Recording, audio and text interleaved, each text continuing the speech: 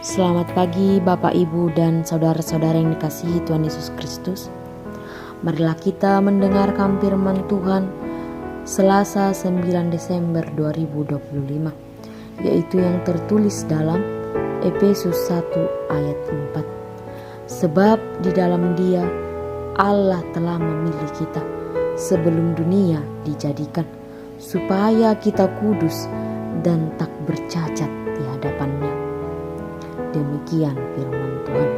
Bapak, Ibu, dan saudara-saudara yang dikasihi Tuhan Yesus Kristus, ketika saya membaca ayat ini, luar biasa ternyata banyak orang Kristen tidak menyadari bahwa keberadaannya di bumi sangat berbeda dari orang-orang di dunia pada umumnya.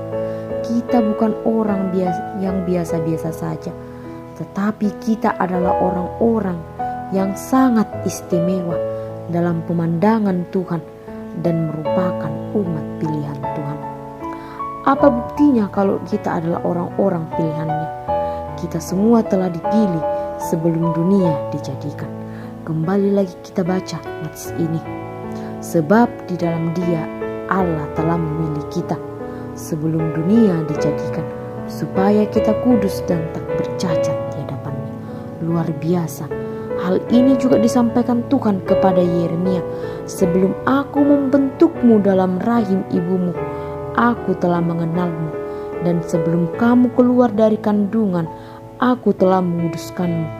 Aku telah menetapkanmu menjadi nabi bagi bangsa-bangsa. Lalu dalam perjanjian baru kembali ditegaskan bahwa kamulah bangsa yang terpilih, imamat yang rajani, bangsa yang kudus, umat kepunyaan Allah sendiri, supaya kamu memberitakan perbuatan-perbuatan yang besar dari Dia yang telah memanggil kamu keluar dari kegelapan kepada terangnya yang ajaib. Dapat kita baca dalam 1 Petrus 2 ayat 9. Bapak, Ibu, dan saudara-saudara yang dikasihi Tuhan Yesus Kristus, kriteria Tuhan dalam memilih seseorang sudah pasti berbeda dari cara manusia memilih. Yang jelas Tuhan tidak akan pernah salah dalam memilih, dan Ia juga tidak pernah menyesali apa yang telah dipilihnya. Sebagai umat pilihan Tuhan, kita pun dituntut memiliki kehidupan yang berbeda dari orang-orang di dunia.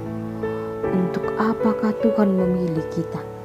Dia memilih kita dengan tujuan untuk pengudusan. Artinya kita ini dikhususkan dan dipisahkan.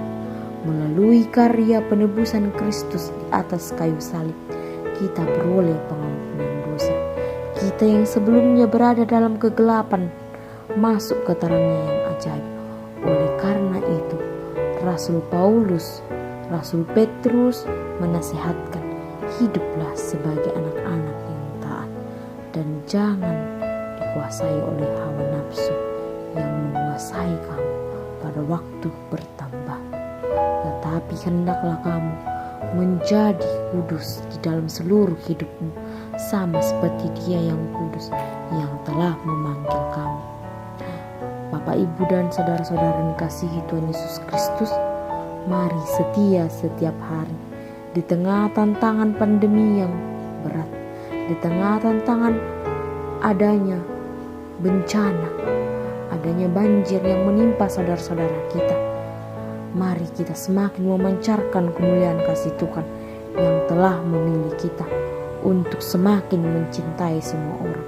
Semakin kita lebih peduli lagi kepada saudara kita, semakin kita dapat mengulurkan tangan kita, memilih untuk semakin peduli dan semakin semangat berbagi.